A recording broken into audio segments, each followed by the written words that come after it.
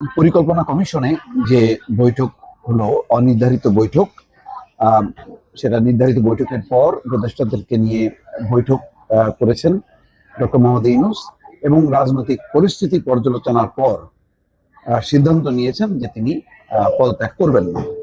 উপদেষ্টা ওয়াহিদুদ্দিন মাহমুদ বলছেন, প্রধান উপদেষ্টা আমাদের সঙ্গেই থাকছেন, উনি বলেননি যে উনি পদত্যাগ করবেন, অন্য উপদেষ্টারাও থাকছেন। আমাদের যে দায়িত্ব দেওয়া হয়েছে আমরা সেই দায়িত্ব পালন করতে এসেছি। তাহলে প্রধান উপদেষ্টা মানে বলেননি পদত্যাগ করবেন, তাহলে এরকম কথাটা নাহিদ ইসলাম তার সাথে যমুনায় বৈঠক করার পরে কেন বললো, সেটাও একটা প্রশ্ন। যে উনি যদি নাই বলে থাকে তাহলে এই কথাটা ছড়ানো হলো কেন, যে উনি বলেননি যে উনি পদত্যাগ করবেন?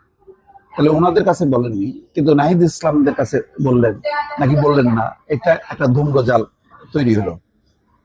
কয়েকদিন ধরে চলমান রাজনৈতিক অস্থিরতার মধ্যে শনিবার দুপুরে রুদ্ধদ্বার বৈঠক করেছেন অন্তর্বর্তী সরকারের উপদেষ্টা পরিষদের সদস্যরা।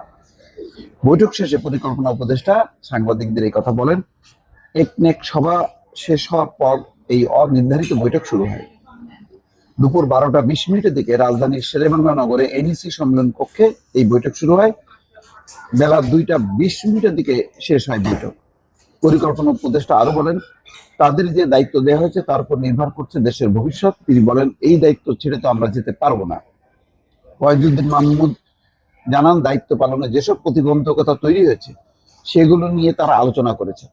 বিভিন্ন জায়গা থেকে কি প্রতিবন্ধকতা হচ্ছে, কার কি প্রতিবন্ধকতা হচ্ছে, সেগুলো দেখা হচ্ছে। তিনি বলেন, বড় পরিসরে আগামী নির্বাচন এবং একটি সুশাসিত গণতান্ত্রিক ব্যবস্থায় উত্তরণের জন্য যে ধরনের ক্ষেত্র তৈরি করা দরকার, সেই কাজেও কি কি প্রতিবন্ধকতা কোথা থেকে আসছে সেগুলো আমরা চিহ্নিত করার চেষ্টা করছি। গণঅভ্যুত্থানের পক্ষের সব শক্তি এবং রাষ্ট্রের সব সংস্থাকে লক্ষ্য অর্জনে সহায়তা করার আহ্বান জানিয়ে এই উপদেষ্টা বলেন, এটা তো আমাদের একার দায়িত্ব না। ওয়াহিদুদ্দিন মাহমুদ বলেন, তার বিপক্ষে যে কথাগুলো বলা হয়েছে তার দলীয় বক্তব্য নয়।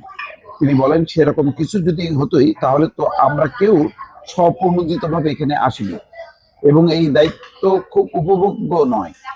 কাজেই সেরকম হলে তো আমরা যে কেউ পদত্যাগ করতে পারতাম, কিন্তু আমাকে বলা হয়েছে যে আসলে দলীয়ভাবে এমন কোনো কথা আসেনি, কোনো দল তো পদত্যাগ চায়নি, তাহলে পদত্যাগের কথা বলা হলো কেন? সরকারের কাছে দাবি জানিয়েছে রাজনৈতিক দল, সেটা বলতেই পারে যে বন্দর দেওয়া যাবে না, করিডোর দেওয়া যাবে না এবং নির্বাচনের ডেডলাইন দেন, এই দাবি করা যাবে না। আর এই দাবির আসলো বলে পদত্যাগের প্রশ্ন, এবং সেটা ওয়াহিদুদ্দিন মাহমুদ বলছেন যে পদত্যাগের কথা তিনি বলেননি, কিন্তু নাহিদ ইসলাম তো বললেন তিনি পদত্যাগের কথা ভাবছেন। তাহলে রহস্যটা কি? বর্তমান সরকার জুলাই গণঅভ্যুত্থানের শক্তি এবং সমর্থনে এসেছে উল্লেখ করে তিনি বলেন, তাদের ভিত্তি জুলাই গণঅভ্যুত্থান, সেখানে কাউকে নিয়ে কোনো বিতর্ক সৃষ্টি হলে সেটা সমীচীন হবে না। এর আগে বেলা 2টার পরে বৈঠক থেকে বের হয়ে আসেন পরিবেশ উপদেষ্টা সৈয়দা রেজওয়ানা হাসান। জরুরি কাজ থাকে তিনি বের হয়ে এসেছেন বলে জানান। বৈঠকে নির্বাচন সংস্কার এবং জুলাই ঘোষণা নিয়ে আলোচনা হচ্ছে বলে সে সময় তিনি জানান। বৈঠক শেষে সাংবাদিকদের ব্রিফিং করা হবে বলেও জানান তিনি। প্রধান উপদেষ্টা পদত্যাগের বিষয়ে জানতে চাইলে সে সময় তিনি কিছু বলেননি। এর কিছু পরে পররাষ্ট্র উপদেষ্টা তৌহিদ হোসেন এবং স্থানীয় সরকার উপদেষ্টা আসিফ মাহমুদ সজীব ভুইয়াকে বের হতে দেখা যায়। প্রধান উপদেষ্টা অধ্যাপক মোহাম্মদ ইউনূসের সভাপতিত্বে বৈঠকে 19 জন উপদেষ্টা অংশ নেন। বোঝা যাচ্ছে যে নানা রকম এখন ক্রস চলছে। শেষ পর্যন্ত যেটা হবে, সরকার যদি অনমনীয় অবস্থানে থাকে, নির্বাচন করিডোর বন্ধের ব্যাপারে যদি পরিষ্কার ঘোষণা না দেয়, তাহলে সেটি রাজনৈতিক পরিস্থিতি আরো অবনতি হবে।